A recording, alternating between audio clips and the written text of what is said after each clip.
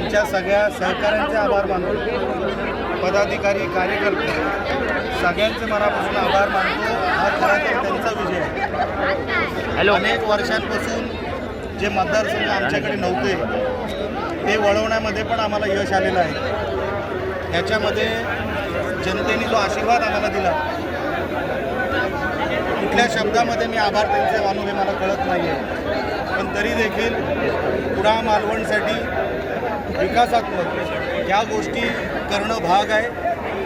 तेवढं मी 100% करणार। या निमित्ताने मी आपल्याला शब्द देतो आणि आमचे हे सगळे निवडून गेलेले सदस्य जिल्हा परिषदेला पंचायत समितीला न्याय देतील, कुठेही काही अडचण होणार नाही, भ्रष्टाचार होणार नाही, ही ग्वाही मी तुम्हाला त्यांच्या वतीने देतो। आणि खरोखरच जसं मी सुरुवातीला बोललो, जेवढे कुडाळ मालवणच्या जनतेचे आभार मानावे तेवढे कमी आहेत। कारण का असा मॅन्डेट, एकतर्फी मॅन्डेट हा कुडाळ मालवणच्या जनतेने आम्हाला दिलेला आहे। त्याबद्दल खरोखरच आमच्या सगळ्या सहकाऱ्यांचे पण पदाधिकाऱ्यांचे पण मनापासून आभार मानतो। आता एक मोठा परीक्षेचा विषय झालेला आहे, आता आपल्याला काम करून दाखवायचं आहे, या गोष्टीचाही भान आम्हाला आहे। उद्यापासून तेही काम सुरू होईल, कुठेही आता हे काम थांबणार नाही आणि सिंधुदुर्ग जिल्ह्याच्या विकासासाठी जी काय संकल्पना आम्ही घेऊन मैदानात उतरलेलो आहे ती 100% पूर्ण करण्यासाठी आमचे हे सगळे सदस्य काम करतात। साहेब, अनेक वर्ष नारायण राणेंच्या अधिपत्याखाली ही जिल्हा परिषद राहिली, याही वेळेला मोठा विजय होताना आपल्याला पाहायला मिळतोय, काय सांगाल? आम्ही निवडणुकीलाच तुम्हाला सांगत होतो की हा विजय एकतर्फी होईल, कारण का विरोधकांनी मैदान सोडलं होतं, त्यांना जनतेला देण्यासाठी काही नव्हतं आणि म्हणून जनतेला कळलं कोणाबरोबर राहिलं तर इकडे विकासाचा विषय पूर्ण होईल, म्हणून आशीर्वाद आम्हाला दिले जनतेने। त्याबद्दल मी अगोदरच त्यांचे आभार मानलेले आहेत। विरोधक या निवडणुकीला दिसला नाही, त्यांनी हत्यार टाकले, शस्त्र टाकले, कुठेच मैदानात नव्हते, अधूनमधून फक्त मीडियाच्या माध्यमातून टीका करण्याच्या पलीकडे त्यांच्याकडे काही नव्हतं। पूर्ण सुपडा साफ झाला विरोधकांचा, पूर्ण।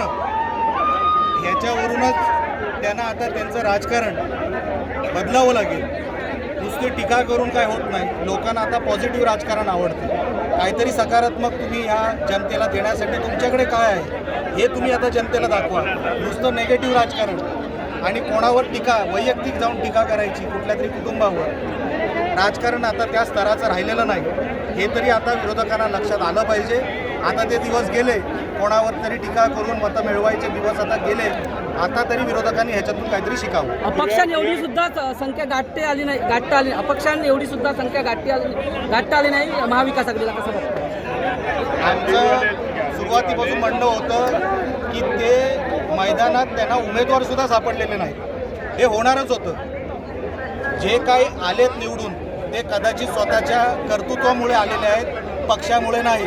त्यांच्याकडे जे उबाटामधून जे कोण निवडून आले, माझ्या मतदारसंघामध्ये तर एकच जिल्हा परिषद जी आली आहे ती पण अपक्षाची आली आहे, मला वाटतं नेरूरची। त्याच्या पलीकडे उबाटाची एकही जिल्हा परिषदला सीट आलेली नाही। मालवणची आता शेवटच्या 2 सीटांवरची काउंटिंग सुरू आहे, पण आम्ही फार पुढे आहोत तिकडे, पण तिकडेही कुठे उबाटा नाही। म्हणजे कुडाळ मालवणमधून कुडाळ आपल्या उबाटाला तशी बघायला गेली तर मशालीवर एकही जिल्हा परिषद काढता आली नाही।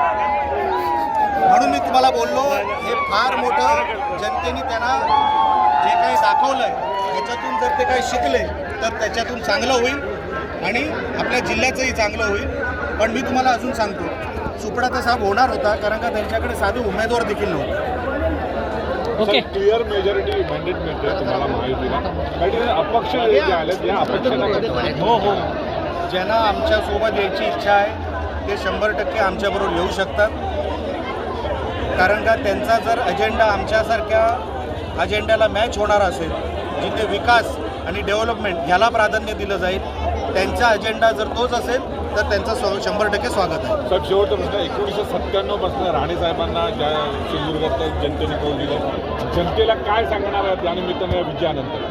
राणे साहेबांच्या वर विश्वास ठेवून मागची 27 वर्ष ही जिल्हा परिषद राणे साहेबांनी पारदर्शक चालवली आणि आता पुढची 5 वर्ष किमान आम्हाला राणे साहेबांच्या नावाला डाग लागेल असं काही आमच्याकडून होणार नाही, आमच्या सदस्यांकडून होणार नाही, याची दक्षता आम्ही 100% घेणार. आणि कुठेही डाग लागेल एक ती बाजू असं होणार नाही. आणि दुसऱ्या बाजूला महाराष्ट्रामध्ये सिंधुदुर्गाची जिल्हा परिषद ही 1 नंबरवर ठेवण्यासाठी वाटेल ते करू, पण सिंधुदुर्गाला आणि सिंधुदुर्गाच्या जिल्हा परिषदेला 1 नंबरवर ठेवण्याचा 100% प्रयत्न करू. Okay, thank you.